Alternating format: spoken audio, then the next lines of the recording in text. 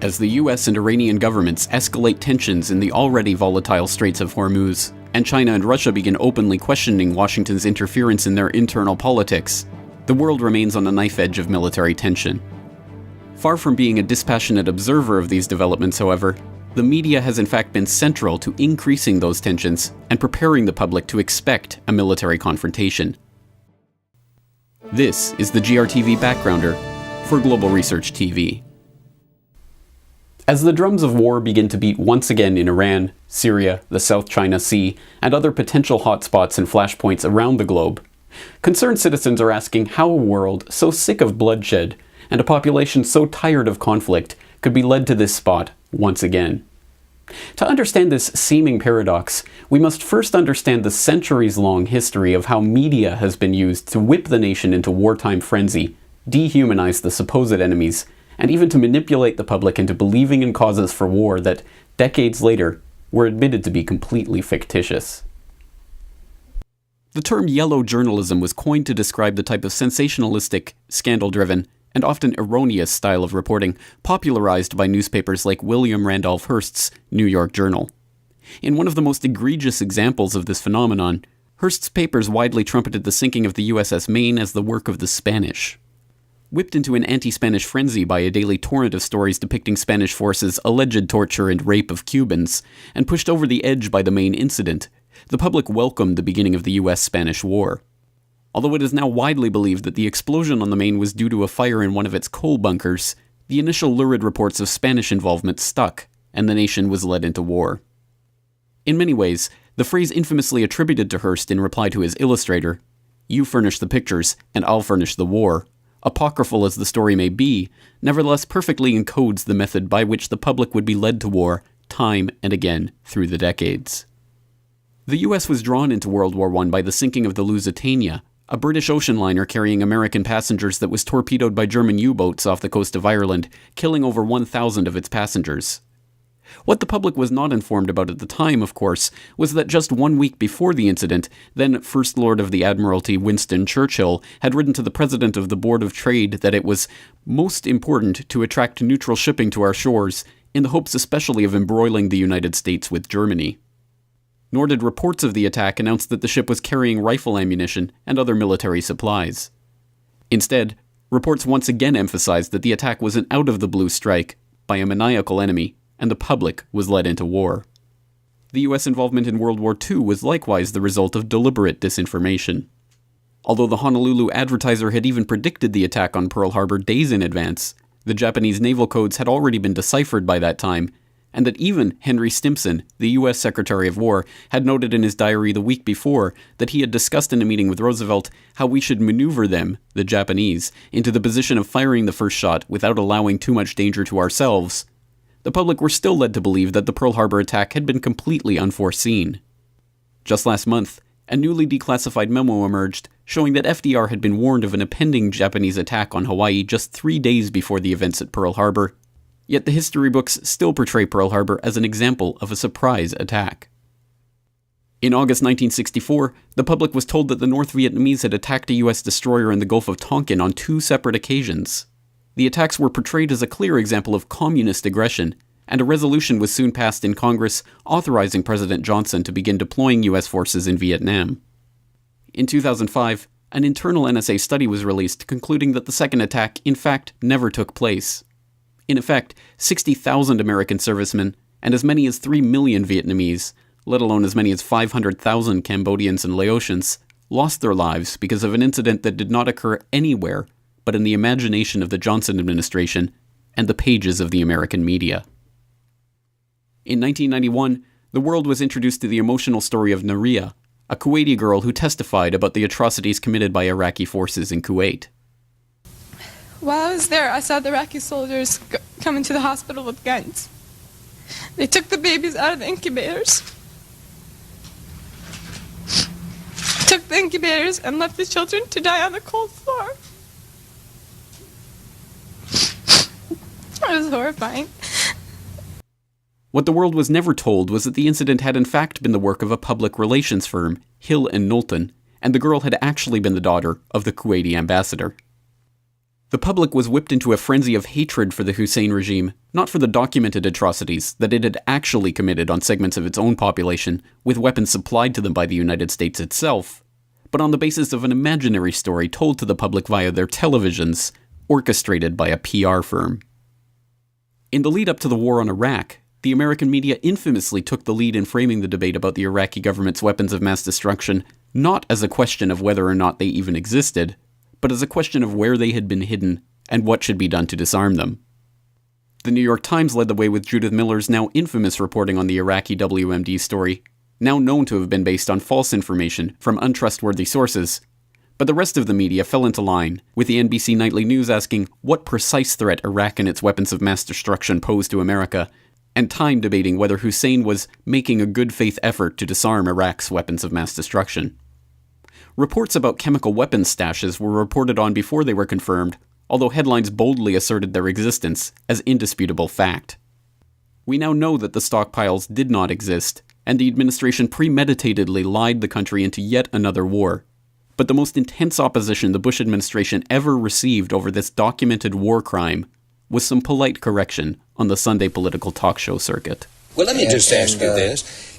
If they did not have these weapons of mass destruction, though, granted, all of that is true, why then did they pose an immediate threat to us, to this country? You and a few other critics are the only people I've heard use the phrase immediate threat. I didn't. The president didn't.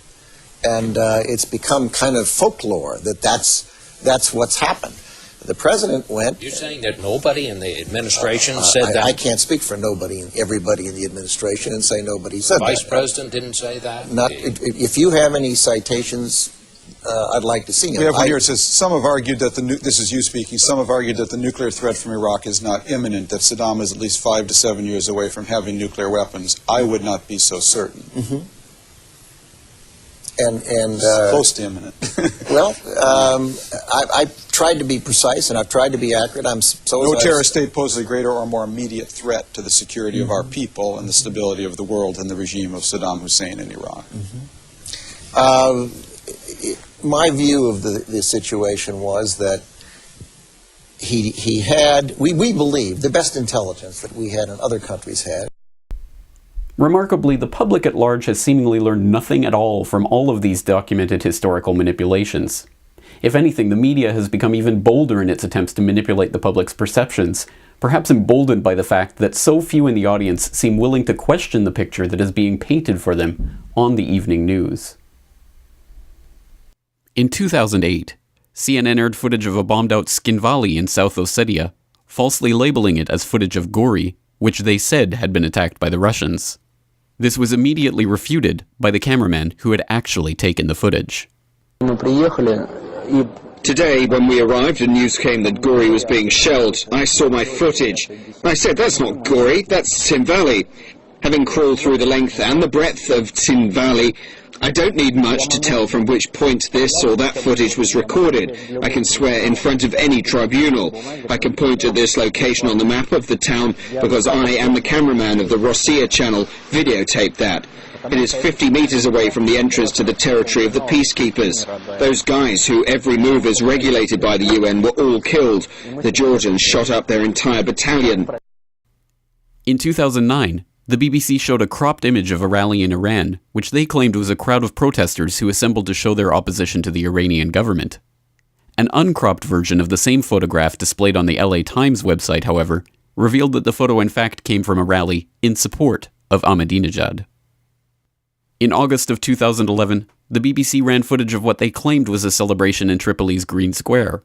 When sharp-eyed viewers noticed that the flags in the footage were in fact Indian flags, the BBC was forced to admit that they had accidentally broadcast footage from India instead of Tripoli. Also that month, CNN reported on a story from the Syrian Observatory for Human Rights, claiming that 8 infants in incubators had died in a hospital in Hama, where Syrian authorities cut off power in the area. Some news sites even carried pictures of the infants. The images were later admitted to have been taken in Egypt, and no evidence has ever emerged to back up the accusations. As breathtaking as all of these lies, manipulations, and so-called mistakes are, they in and of themselves don't represent the only functions of the media for the war machine. Now, the US government is taking the lead in becoming more and more directly involved with the shaping of the media message on war propaganda, and the general public is becoming even more ensnared in a false picture of the world, painted with the Pentagon's own paintbrush. In 2005, the Bush White House admitted to producing videos that were designed to look like news reports from legitimate independent journalists, and then feeding those reports to media outlets as prepackaged material ready to air on the evening news. When the Government Accountability Office ruled that these fake news reports in fact constituted illegal covert propaganda, the White House simply issued a memo declaring the practice to be legal. In April 2008, the New York Times revealed a secret U.S. Department of Defense program that was launched in 2002 and involved using retired military officers to implant Pentagon talking points in the media. The officers were presented as independent analysts on talk shows and news programs, although they had been specially briefed before their appearances by the Pentagon. In December of 2011, the DoD's own Inspector General released a report concluding that the program was in perfect compliance with government policies and regulations. Earlier this year, it was revealed that the US government had contracted with H.B. Gary Federal to develop software that created fake social media accounts in order to steer public opinion and promote propaganda on popular websites. The federal contract for the software sourced back to the MacDill Air Force Base in Florida. As the vehicle through which information from the outside world is captured, sorted, edited, and transmitted into our homes, the mass media has the huge responsibility of shaping and informing our understanding of events to which we don't have first-hand access. This is an awesome responsibility in even the most ideal conditions, with diligent reporters guided by trustworthy editors doing their level best to report the most important news in the most straightforward way. But in a media landscape where a handful of companies own virtually all of the print, radio, and television media in each nation, the only recourse the public has is to turn away from the mainstream media altogether. And that is precisely what is happening. As study after study and report after report has shown, the death of the old media has accelerated in recent years, with more and more people abandoning newspapers and now even television as their main source of news. Instead, the public is increasingly turning toward online sources for their news and information, something that is necessarily worrying for the war machine itself, a system that can only truly flourish when the propaganda arm is held under monopolistic control. But as citizens turn away from the New York Times and toward independent websites, many run and maintained by citizen journalists and amateur editors, the system that has consolidated its control over the mind of the public for generations seems to finally be showing signs that it may not be invincible. Surely this is not to say that online media is impervious to the defects that have made the traditional media so unreliable, quite the contrary. But the difference is that online, there is still for the time being relative freedom of choice at the individual level. While internet freedom exists, individual readers and viewers don't have to take the word of any website or pundit on any issue. They can check the source documentation themselves, except, perhaps not coincidentally, on the websites of the traditional media bastions, which tend not to link source material and documentation in their articles. Hence the SOPA Act, Protect IP, the US government's attempts to seize websites at the domain name level, and all the other concerted attacks we have seen on internet freedoms in recent years.